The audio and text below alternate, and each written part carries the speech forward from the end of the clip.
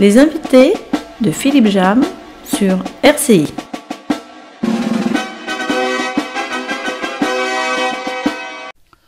Bonjour, nous recevons aujourd'hui Émile Tamagne sur RCI. Émile Tamagne qui voue à la photo une véritable passion depuis ses 20 ans et qui travaille aussi bien dans le sténopé que l'argentique ou encore les photogrammes et le numérique. Il nous présente son exposition à noir et blanc.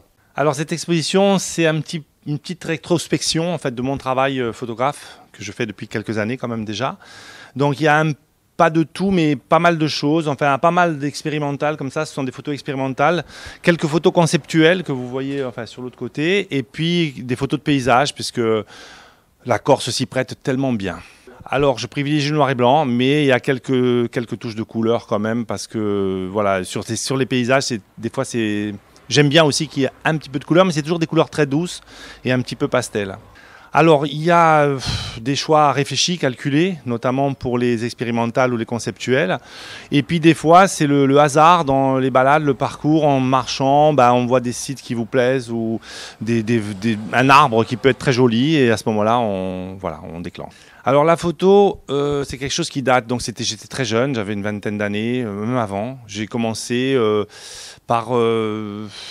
le plaisir de l'image, en fait, avoir envie de conserver l'instant donné, l'instant d'une vie, l'instant d'un parcours, d'un moment.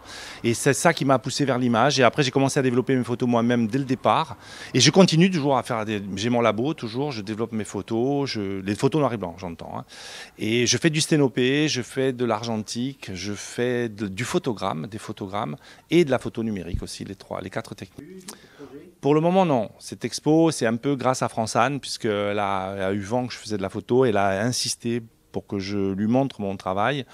Et ça a été un coup de cœur pour elle, et elle m'a proposé donc cette expo. Sinon, ça ne se serait certainement pas fait. Sur RCI, Sylvie Antoniotti, qui s'est découvert très tôt une passion pour le modelage et la sculpture sur argile. Elle nous présente son exposition. Ma technique... Je pars sur une base avec des formes oniriques. Et ensuite, petit à petit, je découvre des formes organiques. Et j'essaye de trouver, à l'issue de tout ça, une harmonie entre les deux, ce qui donne un résultat qui me convient. Et voilà, le résultat final. Sur quel matériau vous travaillez ? Toujours de l'argile. C'est une matière pour moi qui est précieuse parce que je tiens vraiment à mettre en avant cette matière qui est la terre et qui est la matière sans laquelle on ne pourrait pas vivre. J'ai toujours fait de la décoration, de la peinture, ma mémoire d'enfant qui a été vraiment marquée. Je suis arrivée ici à l'âge de 8 ans, mais toute petite déjà, à Paris, je voyais beaucoup de statues, beaucoup de choses comme ça. Et si vous voulez, c'était enfoui en moi et je ne savais pas que j'étais capable de faire ça. Et par le plus grand des hasards, j'ai toujours peint, j'ai chanté, je cherchais mon art quelque part. Et là, c'est la rencontre artistique de ma vie parce que un jour, par hasard, j'ai pris un morceau de terre, j'ai créé... avec mon inconscient, tout en discutant avec la personne qui m'avait montré ce qu'était l'argile, j'ai créé le visage de mon fils, donc sans m'en rendre compte en plus. Donc ce qui a été pour moi je ne pensais pas qu'avec mon inconscient je pouvais créer quelque chose de figuratif. Et voilà. Et je ne me suis plus jamais arrêtée. La terre a été vraiment mon élément, quoi. Alors je l'ai appelé, en fait, mon travail, je l'ai appelé les secrets de l'âme. Donc, ça vous laisse entendre ce que vraiment je ressens quand je travaille et je me laisse porter vraiment par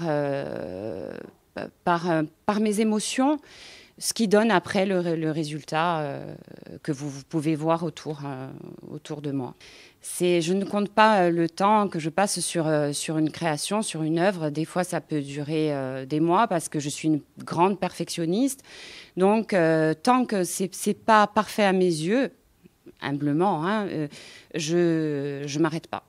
Voilà, je peux revenir dessus tous les jours. Séjour en Italie avec des professionnels de la sculpture pour peut-être aborder d'autres techniques qui me paraissent intéressantes, telles que le marbre ou des choses comme ça. Et puis, là, je me laisse porter un petit peu et j'ai un projet avec Francine Massiagne en cours d'année. J'en dirai pas plus. Et voilà. Donc.